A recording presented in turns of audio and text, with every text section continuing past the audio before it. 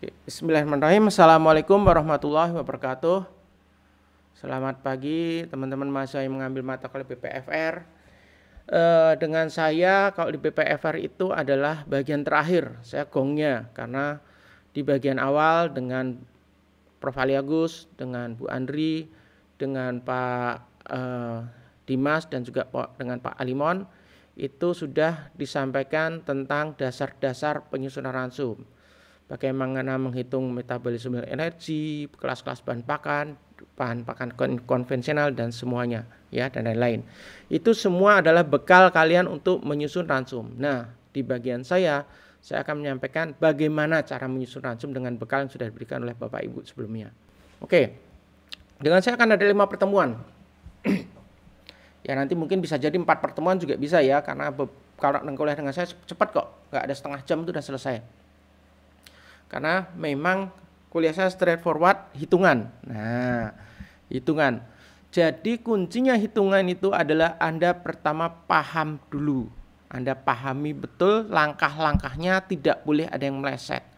Satu langkah meleset, Anda tidak teliti, bubar hitungan sampai ke belakang.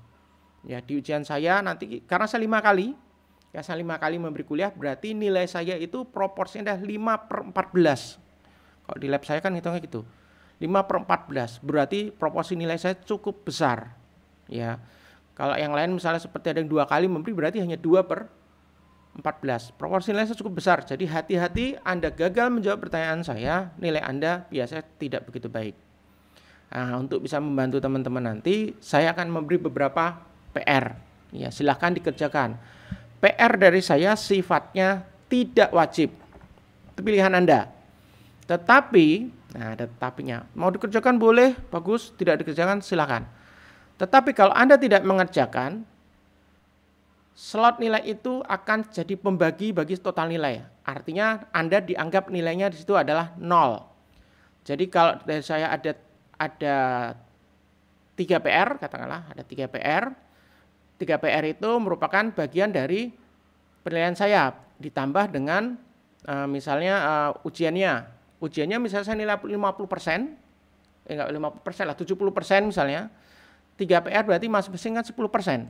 Ya, Anda tidak mengerjakan 3 PR itu, ya enggak apa-apa, nilainya 0 di 3 itu. Berarti tapi nilai Anda yang 70% tadi nilai akhir tetap akan dibagi dengan nilai yang kosong itu. Artinya pembagi Anda tetap sama dengan nilai yang 0. Artinya apa? Nilai Anda pasti akan turun. Ya, jadi saya sangat menyarankan silakan PR-nya dikerjakan. Tapi nggak dikerjakan juga nggak apa-apa, dengan risiko nilai Anda akan merosot. Ya, itu PR. Kemudian PR itu sangat soalnya sama, tetapi jawabannya tidak mungkin sama karena hitungan. Kan di hitungan itu nanti Anda akan lihat akan banyak cabangnya. Anda memilih ransum bahan pakan yang berbeda, pasti di belakang akan berbeda. Anda memilih persentase yang digunakan berbeda, pasti akan berbeda. Dan sangat tidak mungkin 2 orang itu memilih bahan pakan yang sama dan persentase ransum yang persis sama. Kalau itu terjadi berarti Anda saling menyontoh. Otomatis kalau ada yang sama itu isinya otomatis tidak akan saya nilai, saya nolkan dua-duanya. Ya, jadi tolong kerjakan sendiri. Silakan bareng-bareng ngerjakan, tidak apa-apa. Saya justru mengharapkan itu Anda bareng-bareng kerjasama mengerjakan. Tapi untuk bahan pakan yang digunakan, persentase yang digunakan Anda harus buat sendiri. Ya, pasti nanti di akhir harga pakan akan berbeda, susunan ransum Anda akan berbeda tiap orang. Sangat spesifik. Ya, itu enaknya saya menilai PR-PR Anda dan juga nanti di ujian akhir. Di ujian akhir juga gitu sama seperti PR-nya. Anda hitungan. Ya, Anda hitungan. Tidak mungkin sama. Begitu tadi yang sama persis, dua-duanya langsung saya jadikan 0. Artinya tidak ada nilainya. Dan nanti selamat ketemu lagi tahun depan gitu kan artinya. Kalau udah 0 salah satu nilai, otomatis nilai Anda akan TL. TL seminggu tidak dikerjakan, tidak di seminggu atau 2 minggu gitu ya, aturan akademik, berarti akan otomatis menjadi E. Ya, dan E itu berarti mengulang. Anda nggak bisa lulus kalau ada E-nya. Oke? Nah, nanti di pertemuan dengan saya yang hari ini kita akan bicarakan dasar-dasar formulasi ransum dulu. Setelah itu pekan depan kita akan bicarakan tentang monogastrik, kemudian setelah itu bagaimana menyusun ransum ruminansia, kemudian bagaimana menyusun vitamin dan mineral, dan terakhir bagaimana menggunakan LCR, ya, list cost relation calculator yang sudah diajarkan oleh asisten. Saya hanya akan mereview saja, dan beberapa apps formulasi ransum. Zaman sekarang itu orang cari praktis gitu. Pakai HP bisa nggak nyusun ransum? Bisa, ya. Banyak apps yang ditawarkan dengan plus minusnya masing-masing. Salah satu yang diajarkan di praktikum adalah apps yang paling sederhana, Beef Up ya. Nanti akan kita bahas di bagian terakhir. Karena di asistensi sudah diajarkan, saya hanya review saja. Ini hanya dasar-dasar. Nanti di lapangan Anda akan ketemu banyak sekali variasinya. Oke? Mari kita mulai dengan kuliah yang pertama, yaitu dasar-dasar formulasi ransum. Ini saya ulang sedikit, ya, klasifikasi pakan secara internasional. Kalau tidak salah ini sudah disampaikan oleh Bu Andri kalau saya tidak salah. Ya. Ada 8 kelas bahan pakan mulai kelas 1, 2, 3 sampai 8. Yang pertama adalah hijauan kering ya. Dan atau profis ya. Kemudian pastura, kemudian silase, kemudian sumber energi, sumber protein, sumber mineral, vitamin dan terakhir aditif. Saya minta Anda fokus kelas 1 sampai kelas 5. Kelas 6, 7, 8 itu biasanya tidak masuk secara langsung di dalam hitungan. Karena itu mikro, tambahan mikro. Dia akan dihitung tapi tidak akan baik mempengaruhi keseimbangan energi dan protein. Ya. Proteinnya atau TDN-nya tidak akan baik berubah dengan penambahan mineral, vitamin maupun aditif. Sehingga saya minta Anda fokus ke 1 sampai 5. Kenapa 1 sampai 5 penting banget dalam bagian saya nyusun ransum? Karena saat Anda menyusun ransum ruminansia ya terdiri dari kelas 1 dan atau 2 dan atau 3 dan pasti 4 dan 5 harus masuk. Maksudnya begini. Silakan Anda cermati yang tampilan di depan itu ya. Kelas 1, 2 dan 3 itu punya satu kesamaan. Kelas 1, 2 dan 3 itu sama-sama serat kasar di atas 18% atau dinding sel atau NDF-nya di atas 35%.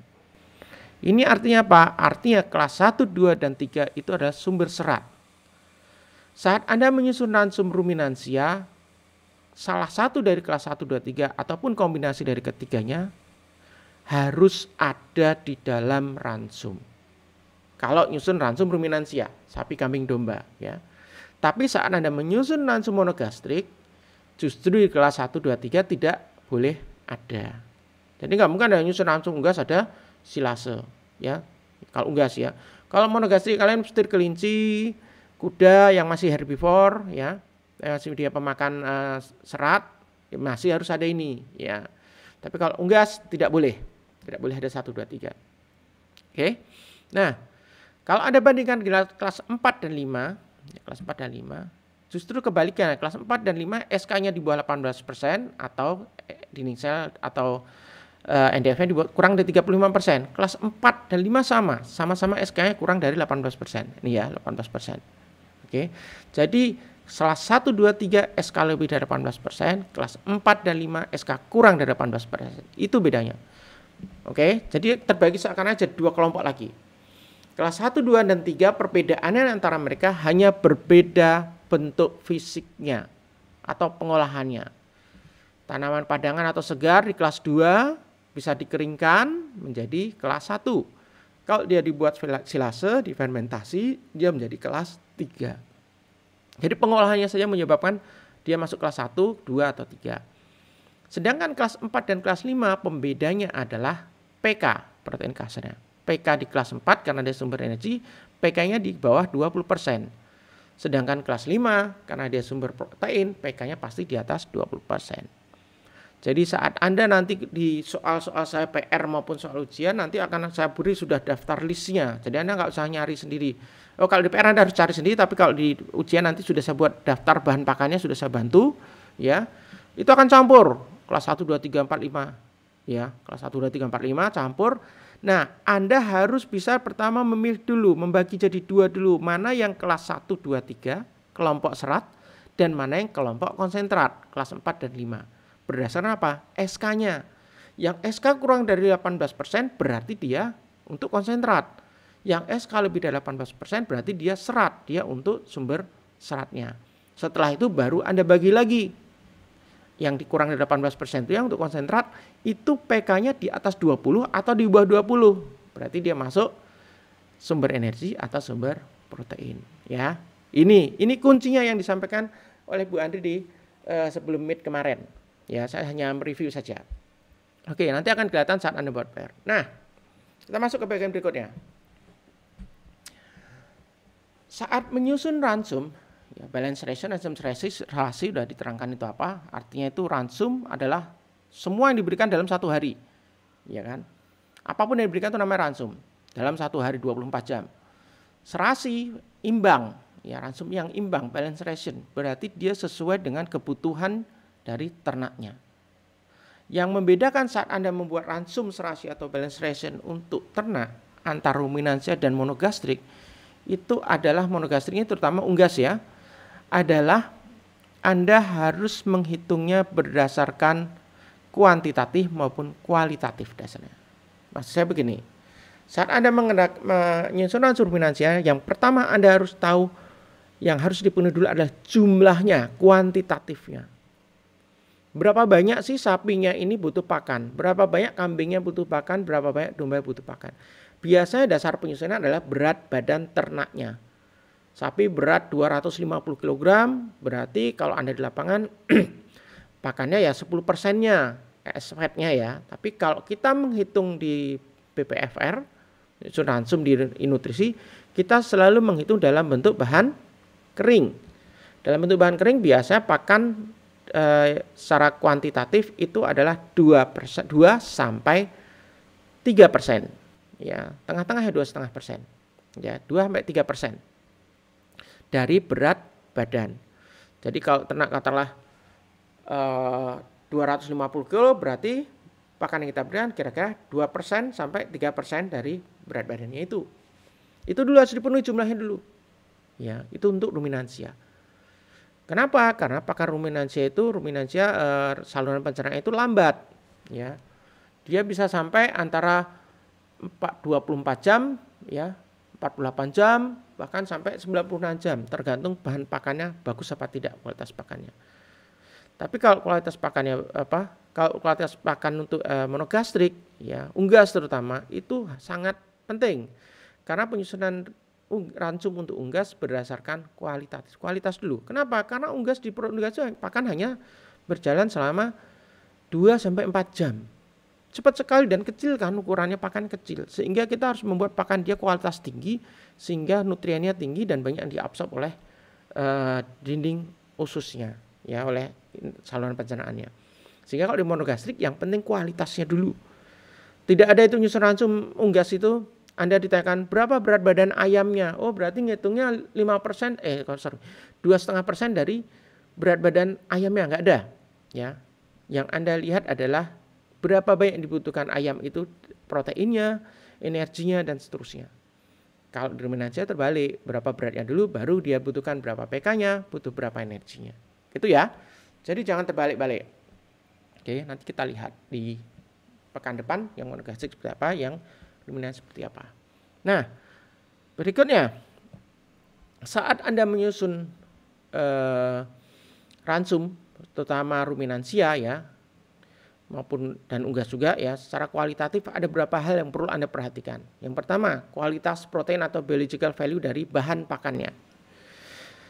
Karena protein itu sangat tersusun dari asam amino, berarti semakin lengkap asam amino di dalam bahan pakan itu semakin baik pakannya.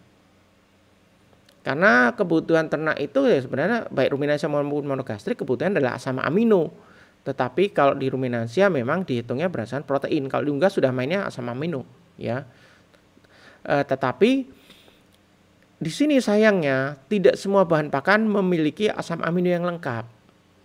Ada di bahan yang satu, bahan yang lain kurang dan seterusnya.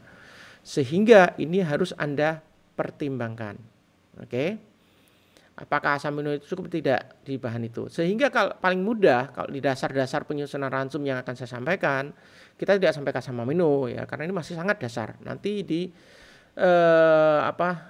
mata kuliah ransum ruminansia atau ransum non ruminansia ya di semester depan di lab IMT Anda akan lebih detail lagi.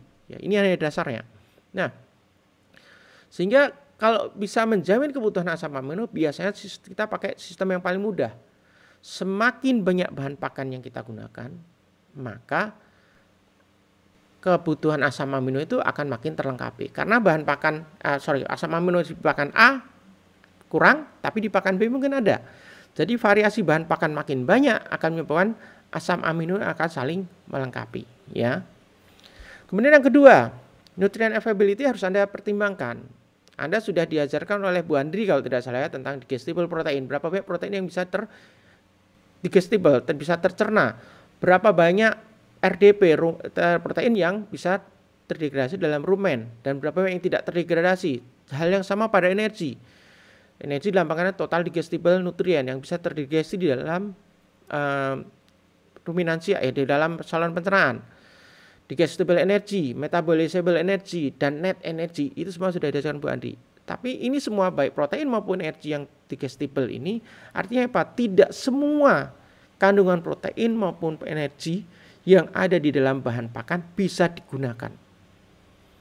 Itu sangat tergantung dengan bahan pakannya, kecernaannya. Contoh, misalnya Anda menyusun ransum butuh pakan yang kandungan protein totalnya adalah 18%. Kemudian Anda punya bahan pakan yang kandungan proteinnya 35%. Misalnya biji kelenteng, ya. Bungkil biji kelenteng. Bungkil biji kapuk atau kelenteng biasa sebutnya. Itu sekitar 30-35% pK-nya. Kan sudah terpenuhi, hanya butuh 18. Tetapi ingat, kecernaannya kelenteng itu sangat rendah. Kemudian di situ juga ada antinutrien yang mengikat protein. Ya, itu yang akan menyebabkan kecernaan atau nutrient availability dari kelenteng itu sangat rendah. Makanya biasa kita lihat paling gampang apa? Harga. Protein, sumber protein itu harga mahal. Tetapi jika Anda punya bahan pakan sumber protein harganya murah, Anda harus curiga dulu jangan-jangan ketersediaan nutriennya itu rendah. Ya. Jadi hal ini harus kita perkirakan. Makanya kita kalau nyusun ransum, kita hitung-hitungan butuh PK sekitar 18% gitu, berarti ya sebenarnya yang dia butuhkan real itu di bawah itu. Cuma memang perhitungan dengan tabel-tabel kebutuhan pakan itu dinaikkan sehingga ada kira-kiranya nutrient availability yang tersedia itu bisa tercukupi. Kemudian yang ketiga, Anda harus lihat bahan-bahan itu mengandung zat-zat antagonistik yang memberi efek negatif atau tidak. Misalnya jamur, ada jamur udah rusak, ada bahan-bahan kimia yang tercampur situ, ada mineral yang mengikat nutrien, itu akan menyebabkan nutrien availability-nya juga menjadi rendah. Apalagi kalau ada racunnya, ya, aflatoksin adalah racun yang berasal dari jamur, ya, atau ada asam-asam oksalat yang juga dalam dosis tinggi bisa bersifat beracun, ya. Tidak semua bahan pakan bisa digunakan, ya, karena ada beberapa yang kalau dalam dosis tinggi mempunyai toksik yang cukup mematikan, ya. Metabolit sekunder itu biasa banyak terdapat pada daun-daunan dan juga beberapa bijian. Dalam jumlah terbatas, toksik atau metabolit sekunder ini bagus, tapi dalam jumlah terlalu banyak berakibat negatif, ya, bahkan bisa kematian. Kemudian bahan pakan yang disimpan lama juga akan menyebabkan kualitasnya menurun, karena bisa jadi di lembab muncul jamurnya, kemudian bisa juga ada serangga yang hidup di situ, ya. Kemudian juga proses pembuatannya atau pengolahan bahan pakan itu juga akan mempengaruhi availability dari atau ketersediaan dari nutriennya. Misalnya salah satu pembuatan pelet, silase, mash ataupun crumble. Contoh pelet.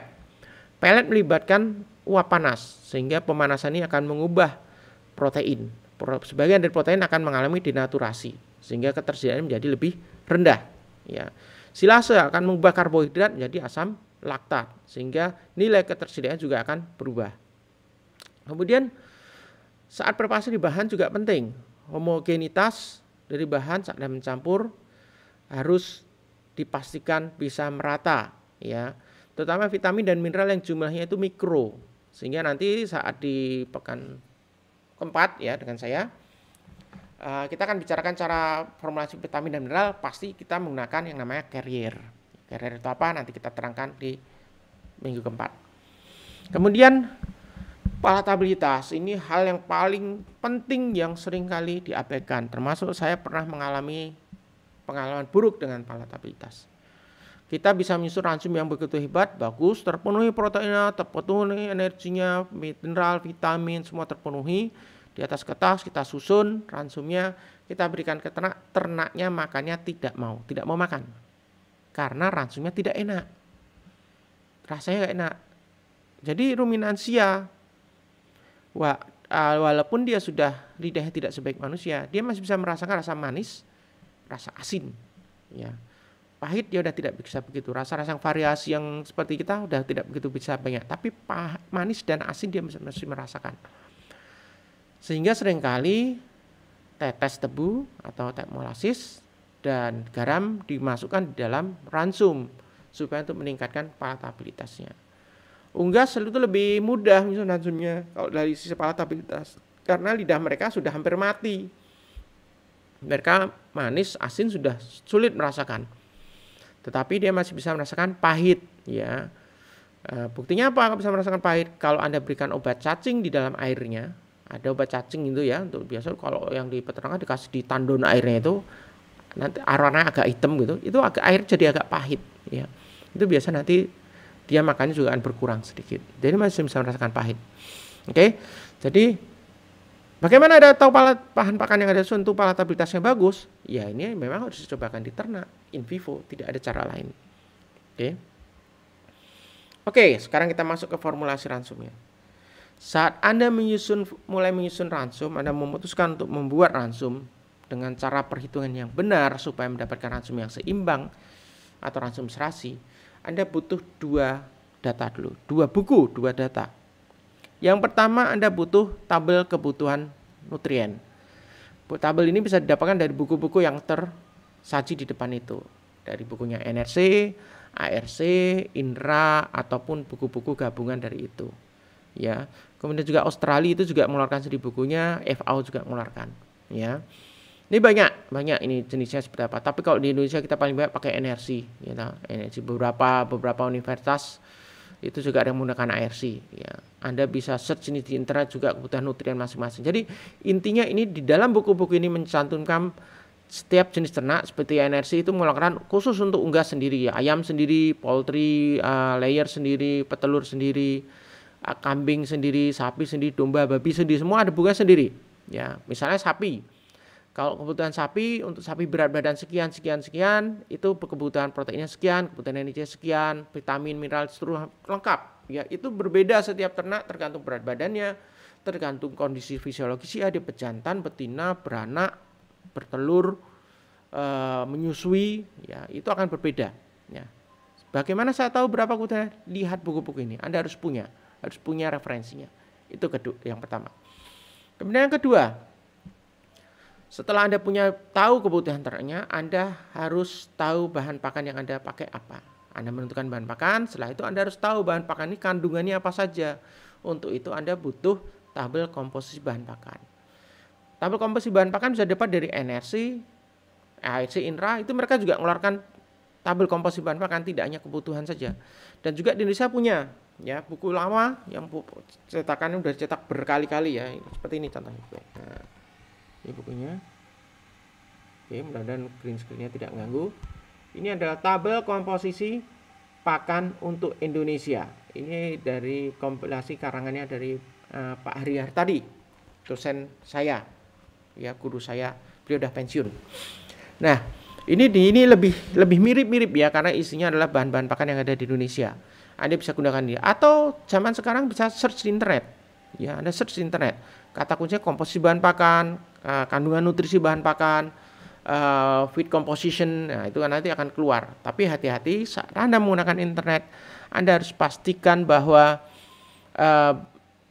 link atau website yang Anda gunakan itu adalah website yang bisa dipercaya. Karena sering saya menemukan tabel-tabel itu ada yang tidak benar, tidak tepat, ya. Walaupun tidak semuanya. Mungkin dia dari 10 bahan pakan itu ada 2 itu yang error. Ini misalnya serat kasar dari rumput bisa 5%, itu nggak mungkin. Nah, seperti itu, ya. Itu Anda harus hati-hati. Oke. Setelah Anda punya 2 buku itu, 2 tabel itu, ya, kita mulai menyusun ransum. Tahapannya nanti di prakteknya Anda tidak saat menyusun membuat PR, Anda bisa mengikuti step ini, ya.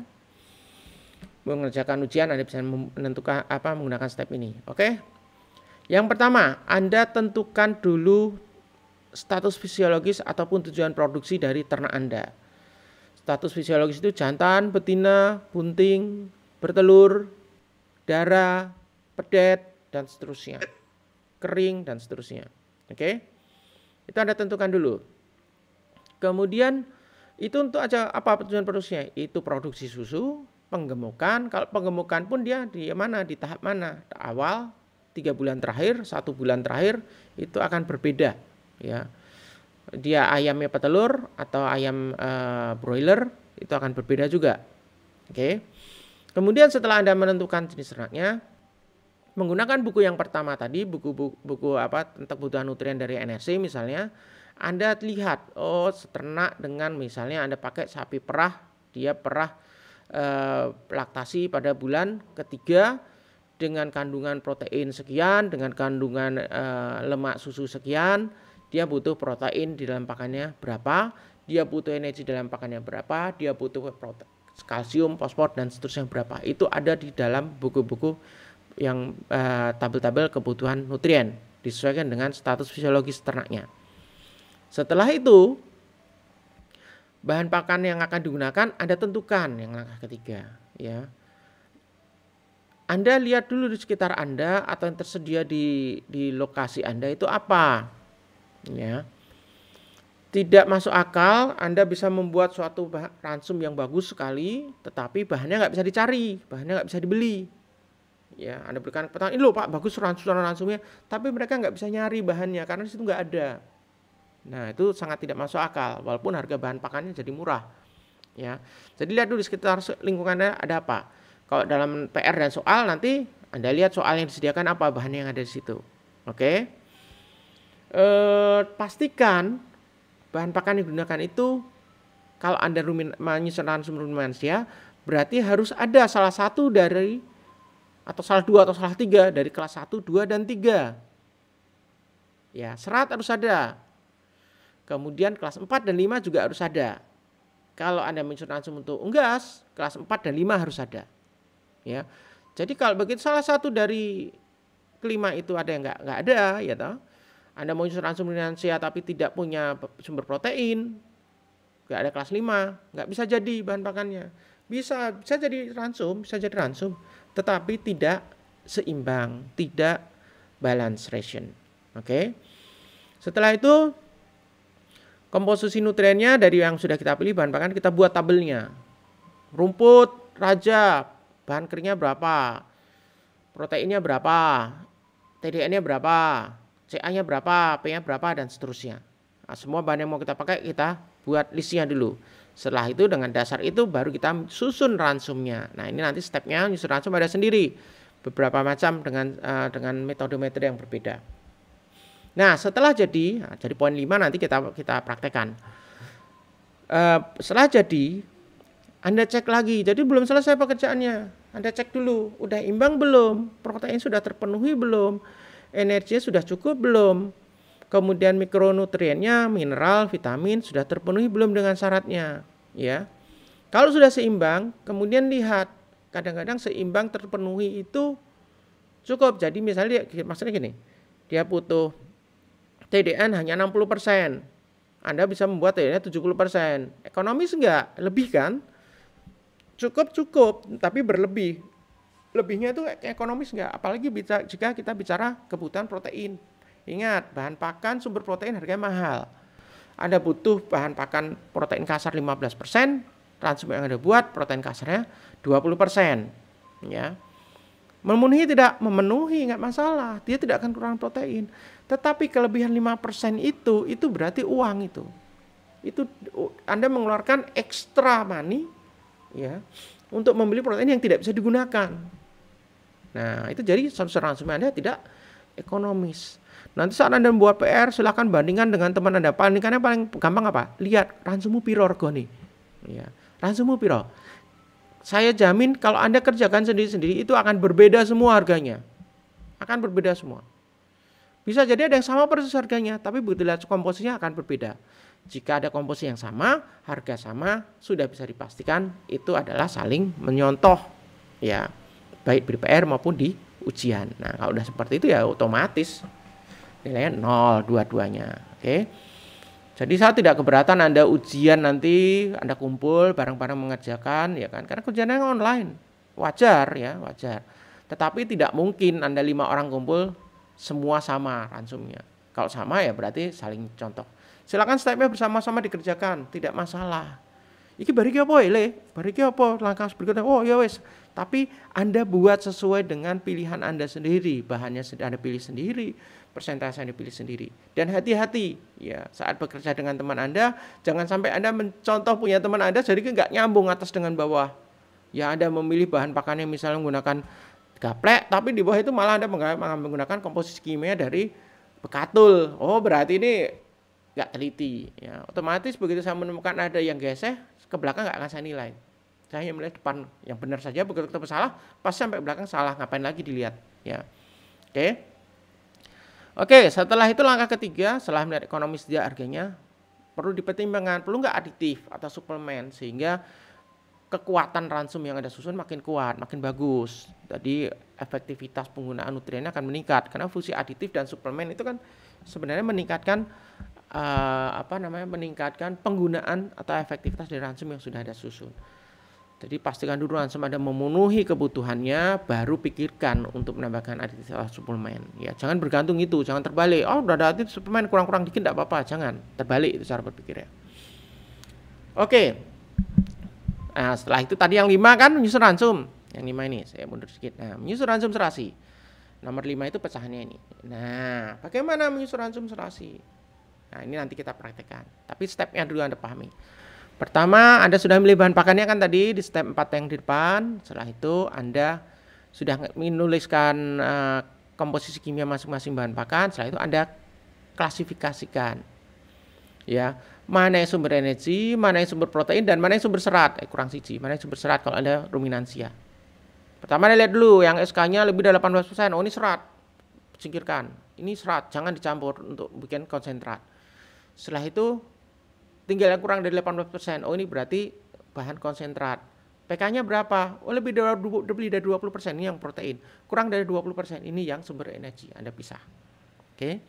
Setelah itu dalam masing-masing klasifikasi bisa jadi dalam kelompok sumber energi ada 2-3 macam bahan pakan. Ya. Kemudian di kelompok protein juga ada 2-3 atau lebih bahan pakan. Nah, sehingga itu masing-masing Anda buat campurannya. Saya mau pakai katulnya sekian persen. Nah, saya mau pakai gapleknya sekian persen. Saya mau pakai polarnya sekian persen. Sama-sama sumber energi, tapi persentasenya ada yang bagi. Dan jumlah persentase di setiap kelompok itu harus 100%, ya kan? Kemudian protein juga sama. Ya, saya mau pakai bungkil kedelainya sekian. Saya mau pakai tambahkan urea sekian. Kan protein, urea juga sumber protein ya. Hati-hati ada batasnya 5-6%. Ya. Kurang dari itu boleh, tapi tidak boleh lebih dari 6%. Kemudian sumber protein apa? Oh, mau pakai tepung ikan sekian persen. Ya. Setelah itu nah, yang poin-poin centang ini dasar kandungan protein dan harga adalah pertanyaan yang paling sering, Pak. Untuk ngatur persentase itu gimana sih yang baik? Artinya saya ngasih tepung ikan berapa persen, ngasih bungkil sawitnya berapa persen, mana yang lebih banyak, mana yang lebih sedikit. Nah, pada prinsipnya Anda lihat kandungan proteinnya dulu dan harganya. Ya, kalau saya lihat harga dulu. Yang mahal jangan banyak-banyak, karena nanti harga pakan Anda pasti akan tinggi. Kalau harganya tinggi, kasih persentase sedikit. Ya. Kandungan protein yang rendah juga mungkin lebih sedikit. Nah, tapi kadang-kadang seringkali harga itu seiring dengan kandungan protein. Makin tinggi kandungan protein, harga juga makin tinggi. Ya, jadi saya biasa pakai patokan harga dulu. Kalau mahal pakai sedikit aja. Kalau murah pakai yang agak banyak. Nanti harganya di belakang total akan lebih murah. Nah, kemudian setelah itu dihitung masing-masing campuran sesuai kebutuhannya. Ya.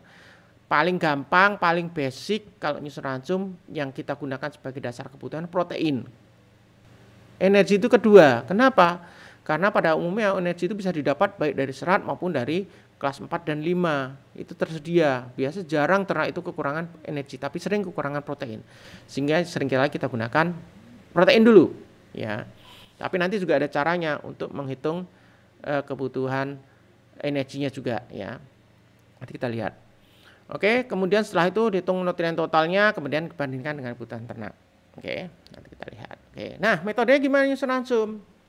Ada bermacam-macam metode. Yang pertama adalah dengan trial dan error. Ini putusan nutupi.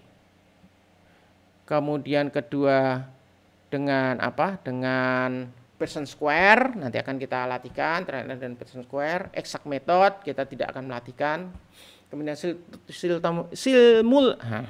simultaneous equation method, ini biasa kita gunakan jika kita yang kita inginkan lebih dari satu macam, artinya tidak hanya protein saja tapi dengan energi. Dan kemudian linear programming method, ini salah satunya adalah dengan least cost ration calculator. Oke, kita lihat dulu trial and error. Trial and error sering disebut sebagai metode coba-coba. Oke. Bisa membuat ransum dari beberapa bahan pakan. Kita pertama harus tahu dasar klasifikasi pakan yang 5 kelas bahan pakan itu. Dan ini yang paling repot. Butuh pengalaman sama intuisi. Jika Anda sudah jago, sudah terbiasa, bisa jadi trial dan error method adalah metode yang paling sederhana, paling mudah dilakukan. Tetapi kalau belum pernah, Anda bisa menghabiskan 2 jam, 3 jam, bahkan sampai seharian pun belum jadi ransumnya. Saya tunjukkan. Sebentar. Nah, kalau zaman sekarang paling gampang buat coba-coba ya pakai Excel, ya kan? Kita buat pakai Excel seperti ini. Nah, kelihatan ya? Mudah-mudahan kelihatan ya. Ini adalah contoh yang saya buat bagaimana membuat ransum dengan menggunakan metode coba-coba. Di sini ada 11 macam bahan pakan. Gaplek, jagung sampai kedelai. Dan kalau Anda lihat gaplek, jagung, molasis, ya toh, di DGS itu adalah sumber-sumber energi. Mana kok tahu sumber energi dari mana Pak Novi? Lah Anda lihat ini dari kandungan pK-nya. Yang pK kurang dari 18%, ini berarti sumber energi. pK kurang dari 20% berarti sumber energi. Ya, gaplek, jagung, molasis, kulit kopi kurang dari 20%, kulit coklat, polar itu ya kan kurang dari 20%, itu semua adalah sumber energi. Sumber proteinnya di DGS, kelenteng, kopra, pungki kedelai sampai kedelainya. Itu semua sumber protein. Ya, karena pK-nya lebih dari 20. Di sini saya membuat konsentrat, bukan membuat ransum untuk ruminansia karena tidak ada di sini sumber serat. Kok tahu tidak ada sumber serat? Ya tidak ada bahan pakan yang mengandung SK lebih dari 18 kecuali ini. Nah, kecuali ini. Ya, jadi ini boleh dibilang serat ya. Kulit kopi itu sebenarnya seratnya tinggi, harusnya tidak di sini kalau kita buat konsentrat. Ya wis, nanti yang penting saat saya membuat konsentrat ini tidak boleh SK-nya misalnya lebih dari 4%, ya kan. Kalau saya buat ini ruminansi monogastrik unggas, ya untuk unggas ini tidak boleh lebih dari 4%. Nanti Anda lihat akan sulit sekali. Jadi misalnya setelah itu Anda semua bahan Anda buat kandungan protein, SK-nya, LK, TDN dan yang lain-lain. Ini saya cuma memberi contoh 4 macam saja. TDN melambangkan energi, protein melambangkan ya protein. Ini serat, ini lemak. Kalau ini kita asumsikan membuat ransum ruminansia, berarti ada beberapa syarat. Yang pertama, lemak tidak boleh lebih dari 5%. Ya, ini lemak tidak boleh lebih dari 5%. Kalau ini ransum monogastrik, serat kasar tidak boleh lebih dari 4%. Ya udah kita asumsikan ini ruminansia dulu aja lah karena ada kulit kopi ya. Berarti ini LK-nya tidak boleh lebih dari LK total tidak boleh lebih dari 5%. Nah, setelah kita masukkan semua bahan pakan ini secara manual, di sini kolom berikutnya kasih persentasenya. Ini adalah yang kuningnya adalah yang harus kita rubah. Totalnya harus 100 ya. Kalau Anda lihat terus menunya ini sum dari sel G5 sampai sel G15 jumlahnya. Jadi begitu kamu ubah ini 100 akan berubah. Kemudian angka di sini misalnya PK di sini ini adalah hasil perkalian antara kandungan nutrien gaplek dengan proporsi yang kita berikan. Karena 3,1% PK-nya dikalikan dengan 10% dia jadi 0,31 dan seterusnya sampai ke TDN dari kedelai di sini. Ya, kalau Anda lihat rumusnya ini perkalian ini dikalikan dengan ini, perkalian kandungan nutrien dikalikan dengan proporsi. Setelah itu semua setiap bahan total PK, total SK, total TDN kita jumlahkan. Ini dia, ya sum dari sel H5 sampai sel H15. Nah ini nanti yang harus kita bandingkan. Misalnya tadi kita mau ruminansia. Ya ruminansia berarti enggak usahlah kita mikirnya pokoknya sekarang saya pingin PK-nya total berapa? 18% kebutuhannya. Kemudian lemaknya jangan lebih dari 5%, maksimum 5%. Kurang dari 5%, tanda kurang darinya. Kurang dari 5%. Dan PK-nya jangan tinggi-tinggi, kurang dari 5%. Kemudian SK-nya harus lebih dari 18, karena ruminansia kan harus ada seratnya ya. 20 lah ya, biar agak mencukupi seratnya. Kemudian TDN-nya harus lebih dari berapa? Tidak usah tinggi-tinggi lah, 60% aja. Ini adalah strain yang kita buat. Dari mana saya tahu ini? Lihat di kandungan buku-buku kebutuhan nutrien ternak, buku yang nomor 1 tadi, yang energi dan lain-lain. Nah, setelah itu, kalau ini dari bukunya Pak Heriar tadi atau dari internet. Nah, setelah itu Anda harus ngubah ini. Ini kalau yang default yang saya buat sini, yang contoh yang tahun lalu, ini 19%, 9%, 5%, 7%. Ini ketinggian lebih dari 60. Oke, lebih dari 60 masuk TDN-nya. Tapi PK-nya kan kita minta kurang dari 18, ini ketinggian. Ini SK-nya kurang banget karena kita minta lebih dari 20%. Ini LK-nya sedikit ketinggian. Nah, di sini Anda harus otak-atik angka ini. Ya, di sini intuisi yang susah. Saya tidak akan mencontohkan sampai ini jadi, bisa jadi kalau kurang beruntung lama sekali jadinya. Ya, contohnya, saya butuh protein kaseinnya turun, berarti saya harus mengurangi bahan pakan sumber protein. Bahan pakan sumber protein itu DGGS, kemudian ini. Oke. Berarti antara kelenteng kedelai sama DGGS harus dikurangi persentasenya. DGGS sudah 2%. Kelenteng kopra ini masih 20%. Mungkin terlalu tinggi nih sehingga PK-nya jadi tinggi. Saya kurangi aja jadi 10%. Ingat, oke 16, tapi ingat ini harus 100. Sehingga setiap kali Anda mengurangkan ini 10%, 10% harus Anda distribusikan ke yang lain. Oke. Oke, kalau gitu kalau sumber protein saya kurangi, berarti yang 10% harus saya lemparkan ke sumber energi. Mana ya? Ini saya kasih 5 jadi 10, kasih 6 jadi 10. Oke, masih ada 4%. 4% saya kasihkan ke molasis lah 5%. Oke, kita lihat. PK 18, oke. Waduh, seratnya kurang, gitu. Lemaknya masih ketinggian. Kemudian TDN-nya tinggian banget. Berarti Anda harus kurangi bahan pakan yang TDN-nya tinggi. Mengurangi bahan pakan yang lemak kasarnya tinggi. Menambah bahan pakan yang serat kasarnya tinggi. Berarti ini ditambah, ini 10%. Wah, 6, kelebihan 6%. 6% saya lempar kemana? Nah, ini yang membuat kita itu kisruh, bingung. Karena kalau belum terbiasa, mau lempar kemana ya 6%-nya. Saya lempar ke kelenteng salah, karena di sini nanti proteinnya akan naik. Saya buang ke sini misalnya jadi 11. Kok malah mengurangi ding ya? Nah, keliru toh. Bisa keliru seperti itu. Polarnya jangan 36, 30 aja lah. Masuk nggak? 17. Oh sorry, kalau kebutuhan enggak kurang, ding. Kebutuhan protein lebih, ding. Sorry, ini saya keliru. Lebih dari 18%. Ini kurang banyak. Ini berlebih. Ini sudah mulai turun dari 70 tadi, tapi masih berlebih banyak. Namanya imbangkan ininya itu dengan coba-coba itu yang repot. Itu yang repot. Nah, makanya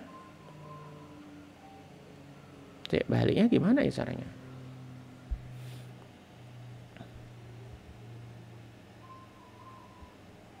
Oke, kelihatan ya, PPT-nya kelihatan lagi ya. Oke, sekarang kita kembali PPT. Nah, makanya di sini disebutkan butuh pengalaman dan intuisi. Tolong diberitahu kalau saya masih di Excel ya, karena saya nyoba share screen. Harusnya Anda sudah lihat di PPT lagi. Oke, nah, karena ini rumit dalam menyimbangkan dengan secara manual tadi, makanya ada yang namanya bujur sangkar Latin. Ini dasar Anda nyusun ransum, paling basic adalah percent square. Oke. Nah, menyusun dasar percent square, menyusun ransum dengan cara percent square itu pada dasarnya menyeimbangkan dari dua bahan pakan atau dua kelompok bahan pakan. Nah, ini tuh basic kita akan pakai dua bahan pakan dulu. Nanti 2 pekan lagi kita pakai 2 kelompok bahan pakan. Nah, intinya kandungan nutrien diinginkan di tengah-tengah segi 4, kemudian 2 pakan di pinggirnya. Nah, ini contohnya soal. Saya ingin buat ransum yang mengandung pH 14% dari campuran jagung dan bungkil kelapa. Hanya 2 bahan pakan, jagung dan bungkil kelapa. Jagung sumber energi, bungkil kelapa sumber protein. Kandungan pH jagung, nah 10%, bungkil kelapa 20%. Saat Anda membuat ransum, Anda pingin pH 14%, berarti bahan yang Anda gunakan harus mengandung pH di bawah 14 dan di atas 14. Ini kuncinya. Ya, tidak banyak yang melakukan kesalahan ini, tapi dalam ujian masih ada yang melakukan. Ya, biasanya sekitar 5 sampai 10 orang dari 300 orang masih ada yang melakukan kesalahan ini. Ransumnya nggak jadi. Kenapa? Karena dia butuh misalnya pK di sini 14%, dia pakai bahan pakannya semua yang pK-nya di atas 14%. Ada itu 15, 17, 20, ya nggak akan jadi. Ya, salah itu pasti hitungannya. Jadi pastikan bahan yang Anda gunakan kandungannya di bawah dan di atas yang diminta. Di sini minta 14%, saya pakai jagung yang pK-nya 10% dan pakai bungkil kelapa yang pK-nya 20%. Pasti jadi. Nah, kita tuliskan dulu di sebelah kiri. Jagung pK 10%, bungkil kelapa pK 20%. Yang kita inginkan pK 14% kita tulis di tengah. Setelah itu Anda hitung selisihnya dengan cara menyilang seperti ini. 14 dikurang 10, selisihnya adalah 4. Ini selisih ya delta ya, jadi tidak ada plus minus, tidak ada minusnya. 20 kurang 14 selisihnya adalah 6. Oke, jadi menyilang. Ya, 10 selisih antara 10 dan 14, 4%, selisih 20 dengan 14, 6. Oke. Setelah itu Anda jumlahkan. Ya, 6 tambah 4, 10. Setelah itu Anda bisa menghitung persentasenya ini. 6/10 berarti adalah 6 proporsi 60%. 4/10 berarti adalah 40%. Ini checkpoint pertama, jumlah proporsi harus 100. Udah ketemu. Inilah jawaban Anda. Berarti Anda menggunakan 60% jagung dan 40% bungkil kelapa. Itu susunan ransum Anda. Simpel banget. Ini hanya 2 bahan pakan loh ya. Bukan beberapa bahan pakan. Nanti beberapa bahan pakan Anda harus kelompokkan. Di sini adalah sumber energi, sini sumber protein. Nah, untuk dasar banget hari ini kita hanya pakai jagung 1 bahan pakan yang mewakili sumber energi dan bungkil kelapa yang mewakili sumber protein. Oke? Nah, setelah ini jadi seperti ini, kan saya bilang tadi 60% jagung, 60% bungkil kelapa. Buktinya apa kalau ini udah benar? Kita cross check. Ini adalah checkpoint 1, harus 100% checkpoint 1. Checkpoint 2. Cek kandungan pK-nya. Tadi berapa? 60%. 60% Anda kalikan, saya pakai jagung 60%. Saya kalikan dengan kandungan jagungnya 10%. 60 kali 10% mendapatkan 6%. Ini juga kita lakukan yang sama. 40% dikalikan dengan kandungan protein kasar dari bungkil kelapa yang 20%. Dapatnya adalah 8%. Checkpoint kedua. Ini checkpoint 1, checkpoint kedua. Kalau ini kita jumlahnya harus sama dengan ini. Nah, ini checkpoint 2. 14% di sini harus sama dengan ini. Jadi, poin-poin ini harus Anda perhatikan. Checkpoint pertama, ini biasa jarang meleset. Kalau ini meleset berarti ada yang salah. Ada yang salah, udah jelas salah di sini. Wes mulailah panik gitu. Kalau checkpoint kedua ini 14 ini enggak sama dengan yang diminta. Ya. Di sini minta 18, ini dapat 14, berarti salah. Ada yang meleset, ada yang salah hitung. Pak, kalau dapat 13,99 gimana 13,9? Oke, enggak masalah. Ya, karena penggenapannya ke 14. Tapi kalau dapatnya 13,5 berarti itu masih meleset. Ya, walaupun 13,5 penggenapannya ke 14 tapi jauh ya. Ini adalah metode Pearson Square yang paling sederhana. Di semua buku yang menyusun ransum pasti ada. Nah, Pearson Square mundur dikit, hanya bisa digunakan jika Anda cuma punya satu constraint dari ransumnya. Anda hanya bisa membuat satu syarat saja.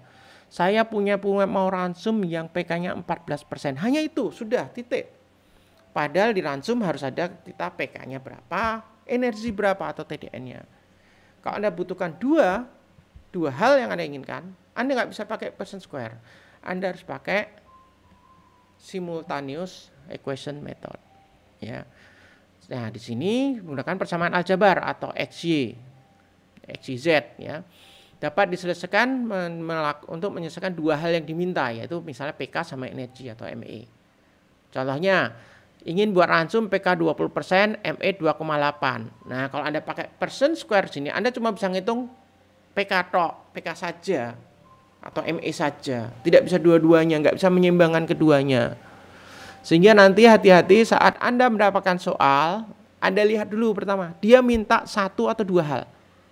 Dia minta PK saja atau ME saja. Atau dia minta PK dan ME. Kalau dia hanya minta salah satu, Anda pakai percent square, cukup. Tapi kalau dia minta dua, Anda harus pakai simultaneous, tidak ada pilihan lain. Oke, kita lihat contohnya. PK 20%, ME 2,8. Bagaimana cara ngitungnya? Nah, di sini ada 3 bahan pakan nih. Bungkil kedelai, jagung, dadak halus. Ya, bungkil kedelai itu sumber protein. Dia tahu PK-nya 45. Jagung dan dadak halus sumber energi. PK-nya kurang dari 20. Anda buat dulu isinya, ya. PK-nya berapa masing-masing bahan pakan, ME-nya masing-masing bahan pakan berapa. Anda buat ini dari tabel kandungan komposisi kimia bahan pakan. Setelah itu Anda buat kodenya X, Y, Z. X itu adalah bungkil kedelai, bukan keledai. Jagung itu Y dan dadak halus Z. Boleh nggak Pak saya pakai ABC? Boleh, KLM boleh, terserah. Tapi intinya Anda punya lambang ini. X itu adalah nanti jumlah bungkil kedelai berapa, Y itu jumlah jagungnya berapa, Z itu adalah jumlah dadak halusnya berapa. Jadi X itu adalah persentase yang kita campurkan tadi nanti ya. Oke. Nah, dari ini kita bisa buat persamaan. Kita buat 3 persamaan. Yang pertama, persentase bungkil kedelai X tambah persentase jagung tambah persentase dadak halus Y dan Z total adalah 100%. Jumlah X plus Y plus Z adalah 100%. Itu persamaan nomor 1. Total. Kemudian persamaan yang kedua adalah persamaan dari protein kasarnya. Ya. Ingat, satuan protein kasar adalah persen. Yang kita minta 20%. Berarti 0,45 atau 45%. 45% itu per 100. 45 per 100 itu 0,45 dikalikan dengan persentase bungkil kedelai yang kita belum tahu, X. Ya. Ini kan kenapa kok jadi 0,45? Kalau persen dikalikan persen supaya hasilnya persen, kan salah satu harus dibagi dengan persentasenya. Maka untuk memudahkan ini kita bagi langsung dengan 100-nya, dengan persentasenya. Jadi bukan 45% X. Ya boleh sini tulis 45% X. Ada kan 45% dari 45 per 100, 0,45 X. Ditambah dengan 0,085 Y. Ditambah dengan 0,125 Z. Jumlahnya adalah 20%. Ini yang diminta di soal tadi, 20% PK-nya. Oke. Setelah itu, tebak yang ketiga persamaannya apa? Ya, persamaan dari ME-nya. Ingat, satuan ME bukan persen, sehingga ini tidak perlu lagi dibagi dengan 100. Jadi tinggal 2,59X tambah 3,37Y tambah 2,35Z sama dengan 2,8 ME yang diminta. Hati-hati, di sini sering terjadi kesalahan. Kesalahan paling sering apa? PK-nya belum dibagi dengan 100. Atau keseragapan, ini dibagi 100, ini juga dibagi 100 ME-nya. Ya. Hati-hati. Perhatikan betul, yang dibagi 100 hanya kandungan PK ini. Ini tidak dibagi 100 total soal, tetap apa adanya. Oke. Nah, setelah kita dapat persoal ini, ya, persatuan aljabar kan kalau Anda milih X berapa, Y berapa, Z berapa, Anda harus menghilangkan dulu salah satunya sehingga tinggal tersisa 1. 1 dihilangkan tinggal 2. 2 dihilangkan, salah satunya tinggal 1, sehingga nanti ketemu yang 1 itu apa. Oke. Nah, lanjut ke sebelah. Nah, kita selesaikan dulu salah satunya. Pakai persamaan 2 dan 1. Persamaan 2 tadi itu yang protein, persamaan 1 itu yang total jumlah, yang 100%, yang total persamaan 2 yang 20%. Oke. Persamaan 2 tadi apa? 45% X tambah 8,5% Y dan seterusnya adalah 20. Persamaan 1 X plus Y plus Z sama dengan 100. Supaya kita bisa menghilangkan salah satu, nah sini tujuan kita menghilangkan X dulu. semua X, Y, Z maupun total jumlah yang 100 kita kalikan dengan 0,45. Jadi X-nya dari 0,45X, Y-nya dari 0,45Y, Z-nya dari 0,45 dan 100 dikalikan 0,45 jadi 45. Ini dia kuncinya. Jumlahnya tadi dikalikan dengan 0,45. Setelah itu kita kurangkan. Jadi di sini relatif, bisa kurang bisa tambah. Yang penting hilangkan salah satu tujuan. Ini 0,5X dikurangi 0,45X, nah habis. Ini dikurangi ini dapat minus, tidak apa-apa minus. Z ini dikurangi dapat ini. 20 kurangi 45 dapat minus 25. Ini menjadi persamaan yang keempat. Nah, memang rada jelai kalau aljabar itu bagi yang dulu nilai SMA aljabarnya kurang begitu bagus, ini waduh susah ya. Tapi pelan-pelan bisa. Oke, Anda dapat persamaan keempat. Setelah itu ingat, sini yang pertama Anda menghitung berdasarkan protein dan berdasarkan total. Berarti yang kedua Anda menghitung berdasarkan energi dan total. Ya. Energi tadi apa? ME-nya 2,49X tambah 3,37Y tambah 2,35Z sama dengan 2,8 ME-nya. Dan persamaan yang pertama X per Y per Z sama dengan 100. Supaya kita bisa ngilangkan X, ini kan kita ngilangkan X, kita hilangkan juga X ini biar gampang. Dikalikan semua dengan 2,59. Oke, semua dikalikan 2,59. Dapat ini, kita kurangkan, kita ketemu 0,78 X-nya habis, 0,78Y kurangi 0,24Z sama dengan 0,21. Ya. Oke. Nah, Anda perhatikan ada persamaan 5, ada persamaan 4. YZ. Nah, ini kita gabung 4 dan 5. Ya, persamaan 4 dan 5 kita gabungkan. Kita samakan dulu satu, mau apa? Ngilangin Y-nya. Oke, kita hilangin Y-nya. Supaya 0,78 menjadi 0,365Y. 0,78Y kita kalikan dengan 0,365 per 0,78. Ya kan? Simpel, ini simpel ini aljabar sederhana sebenarnya. Coret-coret 0,78-nya tinggal 0,365Y. Ini juga sama, kita kalikan dengan 0,365 bagi 0,78. Ini angkanya dari mana, Pak? Ya tergantung angkamu di sini berapa. Ini aljabar ya. Ini juga dikalikan dengan ini. Dapat ini minus, ini plus. Berarti apa? Bukan dikurangkan tapi dijumlah. Ya. Setelah kita jumlahkan, ini jadi minus 0,437, ini jadi minus 24,9. Ya, tinggal satu tahu Z-nya. Z-nya berapa? Z sama dengan minus 2,24 dibagi minus 0,43 dapat 57. Ah, hati-hati kesalahan apa ya? Saya bilang kesalahan yang ceroboh. Ya, saya mau bilang kesalahan goblok ya nggak tekan ya. Kesalahan yang ceroboh adalah lupa bahwa kalau untuk mendapatkan Z ini kan perkalian. Berarti kalau ini pindahnya berani sama dengan dia tidak jadi pembagi, pengali jadi pembagi jadi pengali. Beberapa mahasiswa tidak banyak. Ini perkalian pindah ke sana jadi pengurang. Nah, itu yang culunnya di situ tuh. Jadi minus 24,9 ditambah. Ini kan minus dari sana jadi plus. Tambah 0,43 itu salah ya. Karena di kiri itu pembagi, begitu nyeberangi jembatannya, nyeberangi sama dengannya dia menjadi pembagi. Kalau dia pengali di sini dia jadi pembagi, kalau dia pembagi jadi pengali. Oke. Nah, setelah dapat Z, yang berikutnya apa? Udah gampang, udah dapat salah satu. Ingat tadi persamaan 4, Anda boleh milih persamaan 4 atau 5 sama aja. Yang penting kan cuma ada 2 kan? Z-nya sudah dapat, tinggal cemplung aja 57% cemplungkan ke salah satu dari ini. Di contoh saya milih persamaan 4. Z-nya kan 57, ini tinggal dikalikan dengan 0,325. Dapatnya 18,3. Ini tinggal Anda ada. Nah, di sini hati-hati. Yang seberangkan mana dulu? Ini dulu. Ini pengurang, berarti nyebrang sana jadi penambah, ya. Setelah itu baru dibagi karena ini pengali. Dapatnya 17,7. Nah, udah dapat Y, dapat Z.